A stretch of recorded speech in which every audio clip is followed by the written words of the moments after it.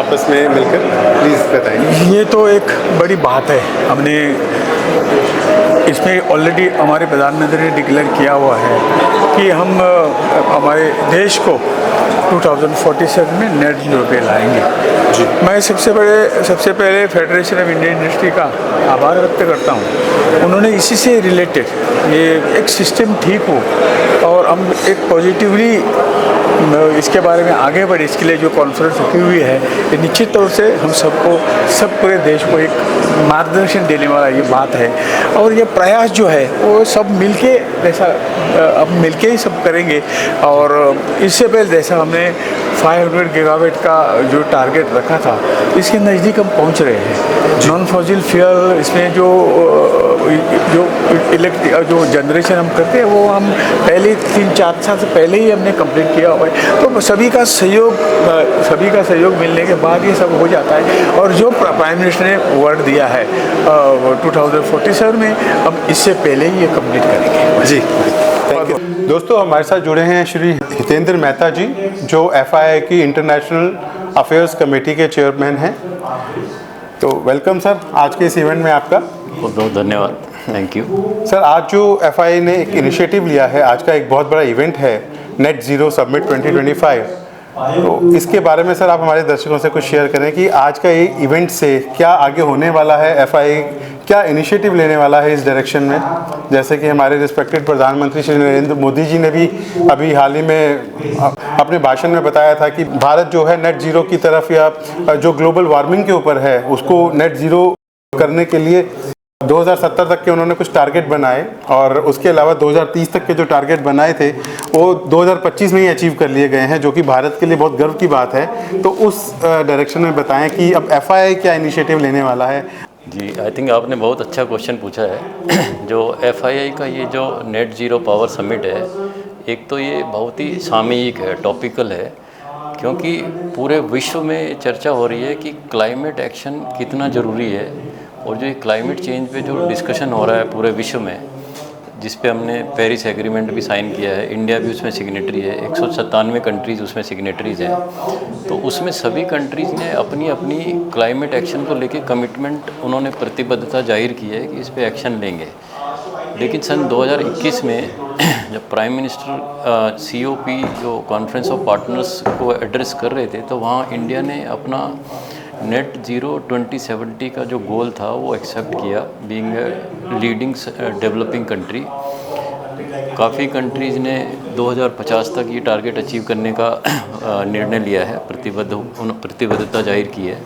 लेकिन भारत क्योंकि विकासशील देश है, और तो भारत में बहुत सारी गतिविधियाँ इंडस्ट्रियल भी और अदरवाइज़ भी होती रहती हैं। और भारत में ख़ासतौर से जो ऊर्जा का उत्पादन है उसमें जो मेजॉरिटी है, सब्सटेंशियल पार्ट है, वो कोल एनर्जी से होता है।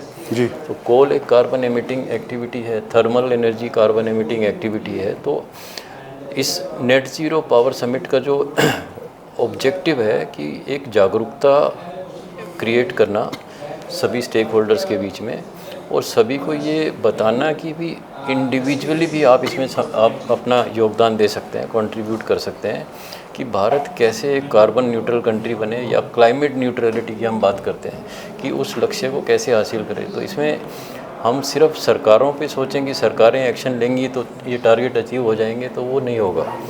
इस पे सभी यूनिट्स को, देश में कंपनियों को, समाज को, व्यक्तियों को, सभी को अपना अपना योगदान देना होगा, तभी हम ये नेट ज़ीरो 2070 का टारगेट अचीव कर पाएंगे और अच्छे से कर पाएंगे। नेट ज़ीरो इसलिए भी ज़रूरी है कि हमारे पास कोई प्लेनेट बी नहीं है, कि जहाँ हम रह रहे हैं तो हमें उसी को, प्लेनेट को अपनी जनरेशन्स के लिए कैसे एक अच्छा एनवायरनमेंट उनको क्रिएट करके देना है, एक अच्छी लीगेसी कैसे छोड़नी है, सस्टेनेबल फ्यूचर कैसे सुनिश्चित करना है। तो उस दिशा में ये कदम है। मुझे लगता है कि जो नेट ज़ीरो 2070 का जो लक्ष्य है, जो भारत सरकार ने अपने लिए तय किया है, हम सभी को मिलके अगर कलेक्टिवली प्रयास करें तो मुझे लगता है कि हम कहीं पहले इस लक्ष्य को अचीव कर सकते हैं। जैसे कि भारत ने अपना एक, जो मैंने पेरिस एग्रीमेंट की बात की, क्लाइमेट एक्शन के ऊपर जो एग्रीमेंट हुआ है जिसमें 197 कंट्री उसमें सिग्नेटरीज़ हैं, तो उसमें भारत ने अपने यहाँ पे रिन्यूएबल एनर्जी को 50 गीगावाट तक बढ़ाने का लक्ष्य तय किया था SDG 2030 का उन्होंने लक्ष्य रखा था। जी। लेकिन बहुत खुशी की बात है, प्राइम मिनिस्टर ने 15 अगस्त के अपने वक्तव्य में जब उन्होंने लाल किले की प्राचीर से पूरे देश को संबोधित किया तो उन्होंने बताया कि ये लक्ष्य जो है हम 5 साल पहले ही उसको अचीव कर चुके हैं। और ये हमारी प्रतिबद्धता दिखाता है, ना कि एनवायरनमेंट के लिए बल्कि पूरे विश्व के लिए, पूरे यूनिवर्स के लिए, कि भी हम कितने सजग हैं अपने एनवायरनमेंट को लेके, अपनी प्रतिबद्धता को लेके इस विषय के ऊपर। तो मुझे लगता है कि हम सब सामूहिक प्रयास करेंगे तो ये जो नेट ज़ीरो 2070 का लक्ष्य है, मुझे लगता है कि हम इसको 15-20 साल पहले भी हम इसको हासिल कर सकते हैं अगर सामूहिक और एक कंस्ट्रक्टिव प्रयास किया जाए सभी के द्वारा। तो दोस्तों, हमारे साथ जुड़े हैं डॉक्टर शैलेंद्र व्यास जी, जो बाय प्रोफेशन साइंटिस्ट हैं और FII के साथ एज अ वाइस प्रेसिडेंट अपनी सर्विसेज दे रहे हैं और स्टार्टअप कमेटी को चेयर कर रहे हैं। तो नमस्कार शैलेंद्र जी, आपका बहुत बहुत स्वागत है। Thank you so much. तो शैलेंद्र जी, FII का जो आज का इनिशिएटिव है नेट ज़ीरो समिट 2025, ये जो कदम बढ़ाया है FII ने, तो आज एक बहुत बड़ा इवेंट है और बहुत बड़ा कदम है, मैं ये समझता हूँ। तो आप कुछ हमारे दर्शकों को इनसाइट्स बताएं कि FII का क्या इस तरफ कदम आगे इनिशिएटिव होने वाले हैं।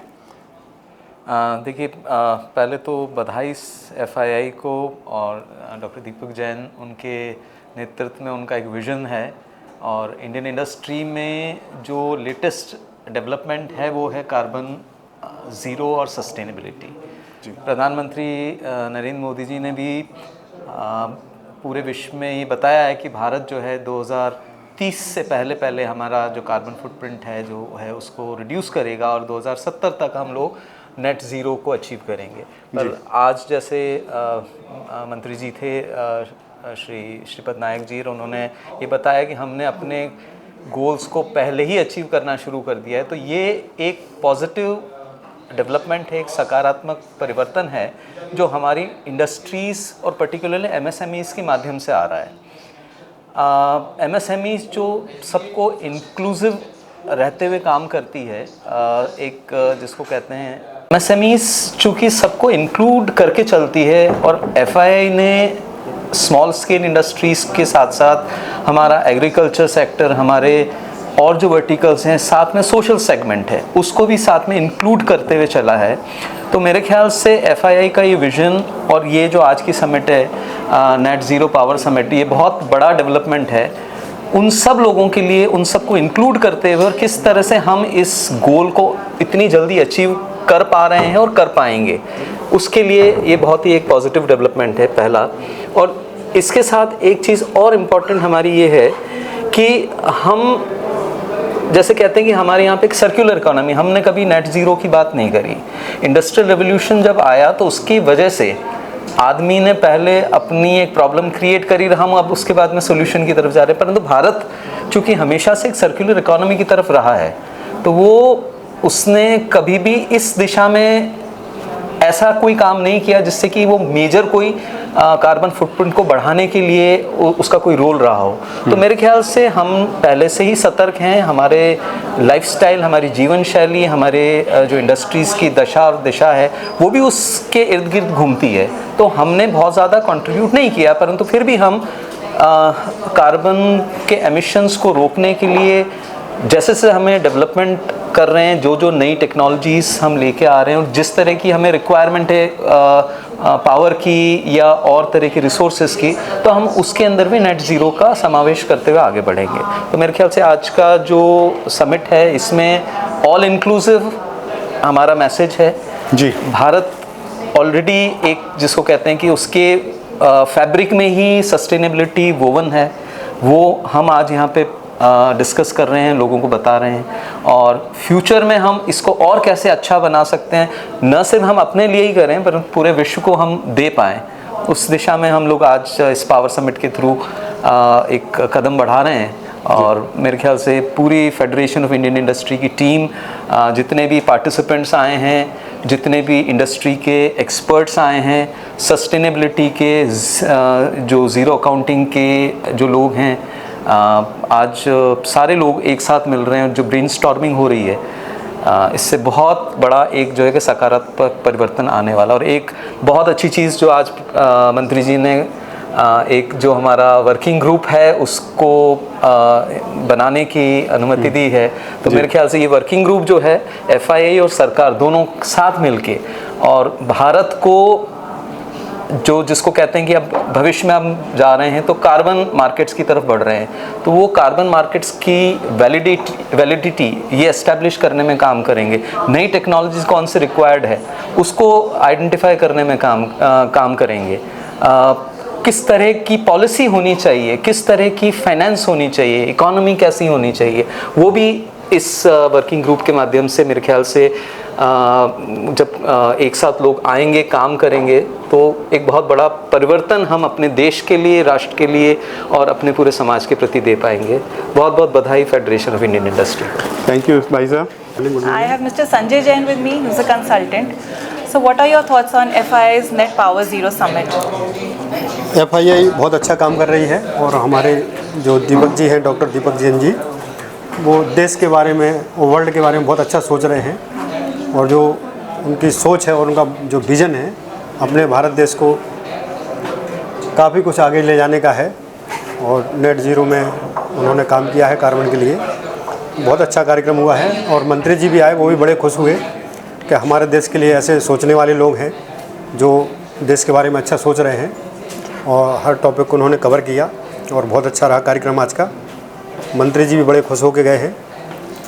जो हमारे MOS हैं स्टेट श्रीपद नायक साहब, वो आज सुबह आए हुए थे प्रोग्राम में और बड़ी प्रसन्नता उन्होंने जाहिर की है कि अच्छा प्रोग्राम हुआ है और देश के हित में काम हुआ है ये और इससे बड़ा अच्छा मैसेज जाएगा देश में। तो हमारे दीपक जी की सोच बड़ी अच्छी है, वो देश के लिए करते रहते हैं कुछ ना कुछ और ये बहुत अच्छी बात है। Thank you so much, sir. Thank you, That's thank Mr. Sanjay Jain. Good morning, sir. Good morning. Welcome to the event. I have Mr. GL Khanna with me. He's an expert in the domain of sports. Sir, 2 minute में आप अपने बारे में ज़रा बताएं। मैं doctor GL Khanna, I am really scientist basically and working in the as advisor to universities for the development of sports and the culture of sports, and also member of the task force. But more important, I am chairing the sports division of FIIA, and we are working on the development of sports sector in various parts of the country also. So what are your nice to thoughts meet on FII's Net Power Zero Summit today? Well, this is really excellent move, this is excellent and it's required also, government is, when they are thinking of making it net power zero or carbon free, whatever limitation we have within that limitation, and the people are now coming up with new ideas also, and I hope this task force which has been proposed by FII will really drive the whole thing later on and will take us the vision of our Prime Minister also, and will ultimately gain something. And even I was thinking of this coming up Olympic also, and even in the 2030 we have the Commonwealth. We are also in the sports sector thinking about that. We must make this as a net zero power emissions, these games also.